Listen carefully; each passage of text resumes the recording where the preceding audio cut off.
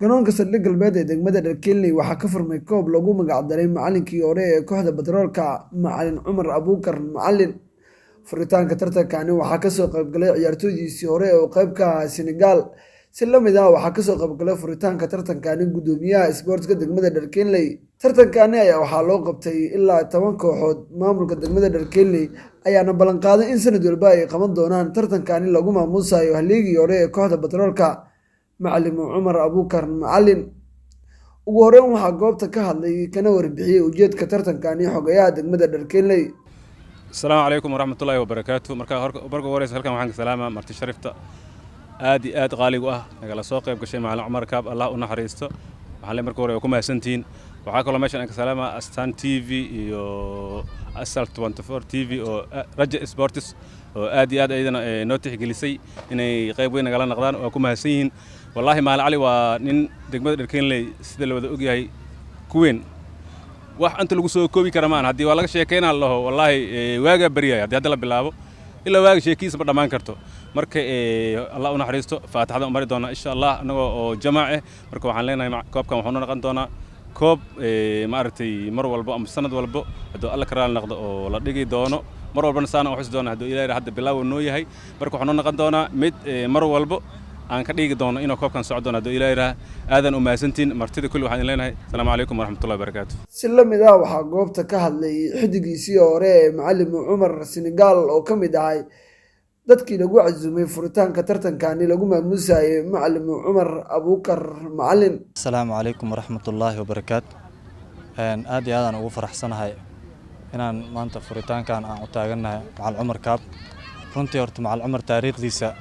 waxaan halkaan aan ku soo koobi karno horta ma ahan inta kalena hadda macalinka iyo gudoomiyaha ka hadleen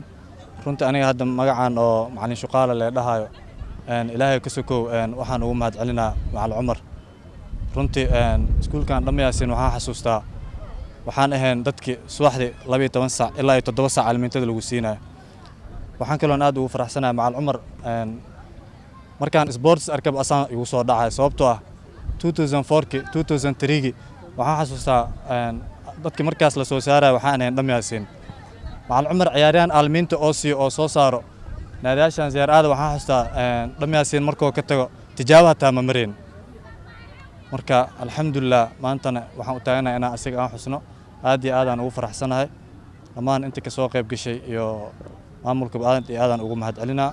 marka hore waxaan salaamayaa dadka isku soo taxluujiyay koobka Macalin Cumar inay furaan ma sha Allah ay u qabtaan waxa waa anagoo dhan magacayno tahay teeda kale Macalin Cumar waa ninkii aniga magacaan Senegal iyo yeela asiga waaye haduu Ilaahay raali Macalin Cumar waxaan isla tagnay macalinkeygu ah inta soo santawaati 9 ilaa hadda dhow waa isla jirnay magacaan degmooyinka markii la keenay ninka kaliya degmooyinka ku asaasay koobaan u qaadnay Maka iyo Madiino isla jirta maanta waxaan taaganahay Macalin Cumar inaan xusno Macalin Cumar waa nina soo halgamay jiilka hadda soo baxay kor u soo qaaday haddana turbiya u timid Ilaahay u naxariisto laakiin aniga ninka magacaan soo gaarsiiyay oo heerkan gaarsiiyay Ilaahay ka soo asiga waaye aabahayna waaye way faanteena waxaan isla tagnay Uganda Burundi iyo Rwanda Uganda Burundi aan isla tagnay alxamdulillah Uganda inta markay noogu yimideen hal ibra ugu badan xagga markaan tagnay 2 ibra noogu badiyeen sidaas aan ku soo helnay Macalin Cumar sida markaas kadib garoon soo istaagin alxamdulillah turbiya u timid wa alaykum salaam wa rahmatullahi wa barakatuh. ugu dambeynna waxaa hadalka soo xiray gudoomiyaha isboortiga degmada Dharkeley isagoo ballan qaaday in sanad walba ay qaban doonaan tartankani lagu maamuusayo Macalin Abuukar sidoo kale wuxuuna ka codsaday ciyaartoyda ka qayb galaya tartankani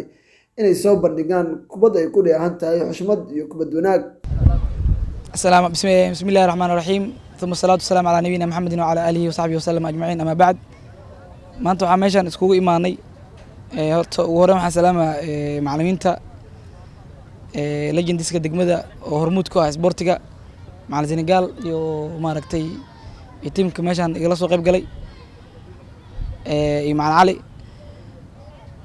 midda kale tood waxaan maanta qabanaynaa koob aan ugu talagalnay inaan ku maamusno Macalin Cumar Kaab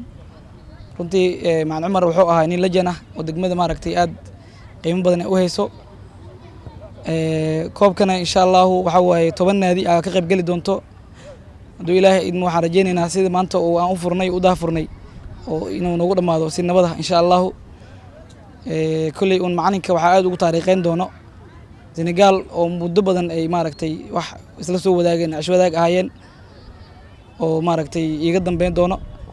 waxaan leeyahay insha allahu ku soo dhawaada maaragtay Macalin Cumar Kaab waana insha allahu waana daafuri doonaa hadduu ilaahay idmo